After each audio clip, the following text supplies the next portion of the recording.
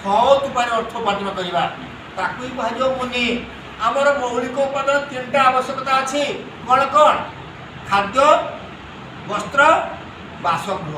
ବଞ୍ଚିବା ପାଇଁ ଖାଦ୍ୟ ଖାଇବା। ଆପଣ କହିବେ ଯେ ନା ସେ ଲୋକ ତ ପଲଉ ଖାଉଛି, ମୁଁ କାହିଁକି ପଲଉ ନ ଖାଇବି? ଆରେ ଆମ ସେ ପଲଉ ଖାଉଛି, ତାର ପଲଉ ଖାଇ ହଜମ କରିପାରୁଛି, ମୋର ପଲଉ ଖାଇ ହଜମ କରିପାରିବିନି। ମୁଁ ସେ ଭାତ ଖାଇବି, ପଖାଳ ଖାଇବି, ମୁଢ଼ି ଖାଇବି, ରୁଟି ଖାଇବି, ଏଇସବୁ ଖାଦ୍ୟ ମୁଁ ଖାଇବି। ତେଣୁ ତା ସହିତ ମୁଁ ସମକକ୍ଷ ହେଇପାରିବି ନା? ହେଇପାରିବି ନାହିଁ। ତାର ଇନକମ୍ ଅଛି। ସତ୍ ଉପାୟରେ ହେଉ ଅସତ୍ ଉପାୟରେ ସେ ଅର୍ଥ ଉପାର୍ଜନ କରୁଛି। କିନ୍ତୁ ସତ୍ ଉପାୟରେ ଯଦି ଆମେ ଅର୍ଥ ଉପାର୍ଜନ କରିବା ତାହେଲେ ଆମର ପାଖରେ ଅଧିକ ଅର୍ଥ ରହିବ ନାହିଁ, ଅଧିକ ସଞ୍ଚୟ କରିପାରିବାନି। ଅସତ୍ ଉପାୟରେ ଅର୍ଥ ସଞ୍ଚୟ କଲେ ଆପଣ ଧନୀ ହେଇଯିବେ। ତେଣୁ ଶାସ୍ତ୍ର କହୁଛି ଅସତ୍ୟର ପାହାଡ଼ ଉପରେ ଦୀର୍ଘାୟୁ ହୋଇ ବଞ୍ଚିବା ଅପେକ୍ଷା ସତ୍ୟରେ ଗୋଟିଏ ମୁହୂର୍ତ୍ତ ବଞ୍ଚିବା ଶ୍ରେୟସ୍କର। ଫୁଲ ଗୋଟେ କେତେ ସମୟ ପାଇଁ ଫୁଟିଥାଏ? 12 ଘଣ୍ଟା ନା? ସକାଳୁ ସନ୍ଧ୍ୟା ଯାଏ ନା ରାତିରେ ସେ ଫୁଟେ କି?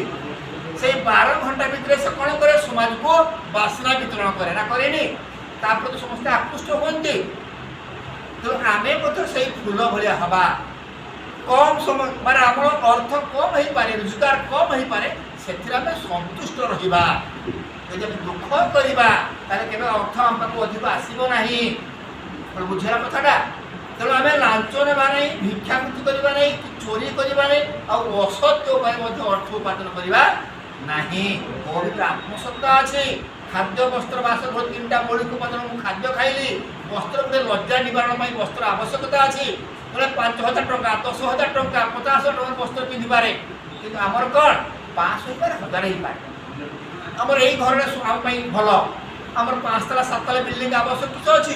ଏସି ରୁମ୍ କରିବା କି ଦରକାର ପଡ଼ୁଛି? ଆପଣମାନେ ଜାଣିଥିବେ ନା? ଯେଉଁମାନେ କରୋନା ସମୟରେ ଗଲେ ସେମାନେ କେମିତିଆ ଲୋକ? ବଡ଼ ବଡ଼ କୋଟିପତି ଏସି ରୁମ୍ର ଥିଲେ। ଯେ ତାଙ୍କ ଦେହରେ କିଛି ଟିକେ ସାଧାରଣ ଜିନିଷ ବାହାରି ପଡ଼ିଛି, ଡକ୍ଟର ସହିତ ପରାମର୍ଶ କରୁଥିଲେ, ବଞ୍ଚିଲେ କି? ତାଙ୍କ ଦେହରେ ଇମ୍ୟୁନିଟି ପାୱାର ଆଦୌ ନାହିଁ। ତେଣୁ ଆପଣ ଯୋଗ ସାଧନ କରନ୍ତୁ, ସୁସ୍ଥ ହେବେ। ଯୋଗ ସାଧନ ଦ୍ୱାରା ମୃତ୍ୟୁ ଆପଣଙ୍କର ବଶୀଭୂତ ହେବ, ଅର୍ଥାତ୍ ବିନା ଆଜ୍ଞାରେ ମୃତ୍ୟୁ ଆପଣଙ୍କୁ ସ୍ପର୍ଶ କରିପାରିବ ନାହିଁ। ମୁଁ ସାଧନ କରୁଛି, ମୋର ମୃତ୍ୟୁଟା ମୋ ହାତର କଥା ଅଛି। ଆପଣ କେମିତି ହାତର କଥା ହେବ ଜାଣିବେ ଆସ୍ତେ ଆସ୍ତେ।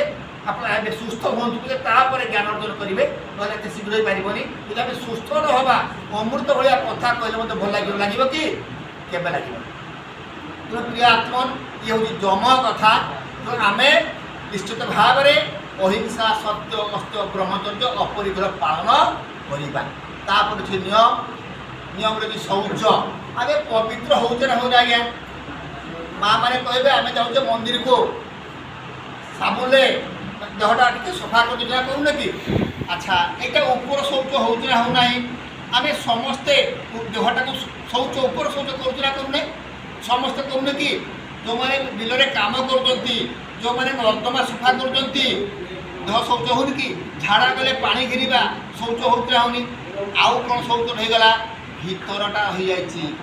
ଆମ ପ୍ରତ୍ୟେକ ଭିତରେ ଅଛି କ୍ରୋଧ ଅଛି, ଈର୍ଷା ଅଛି, ରାଗ ଅଛି, ଅହଙ୍କାର ଅଛି। ଏଗୁଡ଼ା ପଛ ନାହିଁ କାହା ଭିତରେ। କେହି ଦେଖାଇ ପାରିବେ କି ଆଜ୍ଞା? ଦେଖାଇ ପାରିବନି। ତେଣୁ ସେ ଭିତରଟାକୁ ଆମକୁ ପରିଷ୍କାର କରିବା ପାଇଁ ପଡ଼ିବ, ସଫା କରିବା ପାଇଁ ପଡ଼ିବ। ଯେପଟୁ ସେ ଭିତରଟା ସଫା ରହିଛି, ଖାଲି ଉପରଟା ସଫାରେ ସଫା କୁହାଯିବ ନାହିଁ। ଏ ତ ସ୍ୱାଭାବିକ ସଫା ହେଉଛି, କିନ୍ତୁ ଆପଣ ଭିତରଟା ସଫା ହେଇଯିବ, ତାକୁ କୁହାଯାଏ ପ୍ରକୃତରେ ଶୌଚ ବୋଲି। ଅନ୍ତରଙ୍ଗ ଶୌଚ, এটা কি যোগ সাধন। অন্তরঙ্গ যোগ সাধন, ভিতর সাধন করা। বাহারে তো চাইছি, কিন্তু ভিতরটা সফা সবাই পরিষ্কার চকচক রহা দরকার। কিন্তু মা মানে তাঁর আজকাল তো বাহার ড্রেসিং টেবল বাহারি কি? ড্রেসিং টেবল আমি আমার কোণ প্রতিবিম্ব ছবি দেখুছে দেখুনে, আমি ঠিয়া হলা মানে সেটা তার পুরা পরিপ্রকাশ দেখা যাচ্ছে, যাওনি? ঠিক সেইভাবে ভাবে কিন্তু অন্তঃকরণ শুদ্ধ হয়েছিল, পবিত্র হয়েছিল, তাহলে আপনার নিজের স্বরূপ দেখিপারে। হিংসা নথিব, কাহারি প্রতি রাগ নথিব, ক্রোধ নথিব, ঘৃণা নথিব। এগুড়াক সাধারণ কথা নুহে। ক্রোধ গোটে সাধারণ জিনিস নুহে। ক্রোধর কোণ সৃষ্টি হচ্ছে? ক্রোধাৎ ভবতি সম্মোহ, সম্মোহাৎ স্মৃতি বিভ্রম, স্মৃতি ভ্রংসাৎ বুদ্ধিনাশ, বুদ্ধিনাশাৎ প্রণশ। ক্রোধরু মোহ, মোহরু স্মরণশক্তি নষ্ট হয়ে যাচ্ছে। যেতবে মনিষর স্মরণশক্তি নষ্ট হয়ে যাচ্ছে, সে মৃত কি জীবিত জাঁপারু না। चिंता करंतु क्रोधटा कौटी सृष्टि होची टिकेटा पूर्वक जीवा ध्यायते विश्वान पुंस समस्ते सुपजायते संगात संजायते काम कामत क्रोध अभिजायते विषय को ध्यान करुवा पुरुषर विषय को ध्यान करुचे प्रति आसक्ति होची आपणकर घर पाखे गोटे जमीटे अच्छी जमी नापी आप इच्छा कर संपूर्ण भाव में इच्छा हो जाए जमीटा पाइले दुख आसबना आसबनी कथा बुझीगला को पाठ पढ़े जो अक्लांत परिश्रम पाठ पढ़ी आपड़ा घर पिलाटे चाकरी पाईगला आप बहुत कष्ट कर पाठ पढ़ेले चाकरी पाइलानी दुख आसबना आसबनी आप चाष कर बहुत पैसा खर्च कर चाष है ना मरुड़ी होगला कि प्राकृतिक विपत्ति जो नष्ट होगला दुख आसबना आसबनी कथा बुझीगला ना से कौन करवा निष्काम कर्म करंतु दुख आदौ आसबनी आम जो कम करुचे फल आशा रखुचे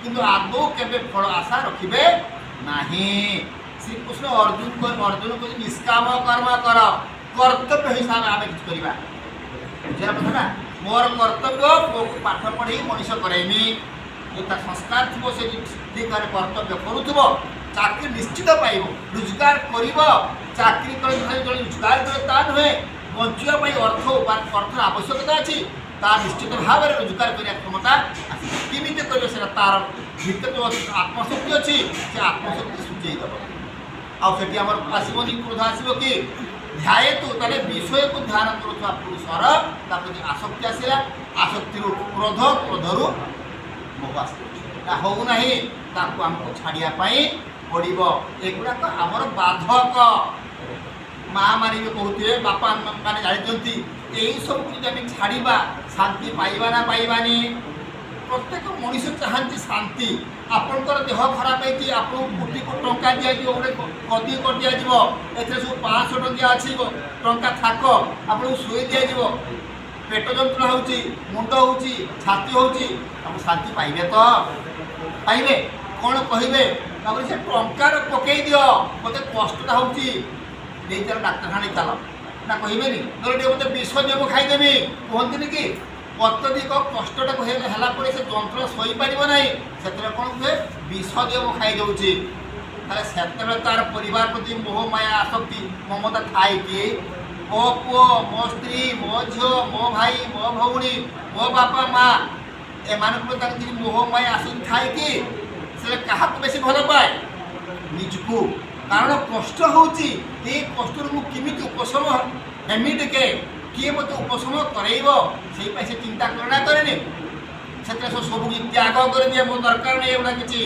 मो देहटा कि सुस्थ हो तो समस्ते चाहती निजे कि सुस्थ रे साधन कले आप सुस्थ रे साधन करने जो नीति नियम अच्छी पालन करवा ना करवा ताले आम भितरा शौच हम ना हेनी भीतर को शौच रखापी हेले यही सब आम पालन करवा ना दुख कष्ट भोगवा आज्ञा आज आम समस्त भी कहूचे ना ना यहाँ आम सबकि करवा सुस्थ होगला ना जिमिका था सीमिका हो जाए साधन छाड़देवे सार कहते गोटे कथा सुंदर बढ़िया भाव में कहते रुहा कले पेट तू साधन कर यही शब्दटा से सब कहते जिते बड़ रोगी आसू सीरियस रोगी पेट तू साधन कर अष्टांग योग साधन कर सबुड़ाक भल हो बहुत सुंदर कथा गोटे पंडा गोटे मईसी धर जमी गोटे घाट हो जाए प्रशांत महासागर से बुड़े जाए से पोक गुड़ा कौन सागर जी भासी पड़े उपरकूटी पड़े सागर कही कि सांगे जी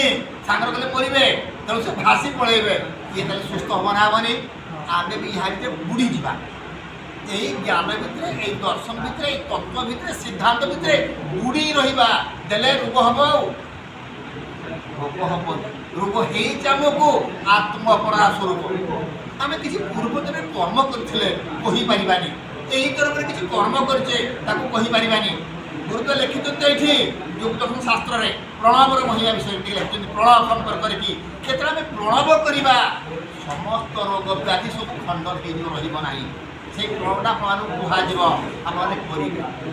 कह आम सुस्थ प्रणव करवा निरामय जीवनयापन करवा नीतिमय जीवनयापन करवा आमर सते बाह्याडंबर आवश्यकता ना साधन करवा देले आम सुस्थ रहा आम परिवार आप चाहिए आप परिवार को सुस्थ ସୁସ୍ଥ କରିପାରିବେ। ଏ କ୍ଷମତା ଆପଣମାନଙ୍କର ଅଛି।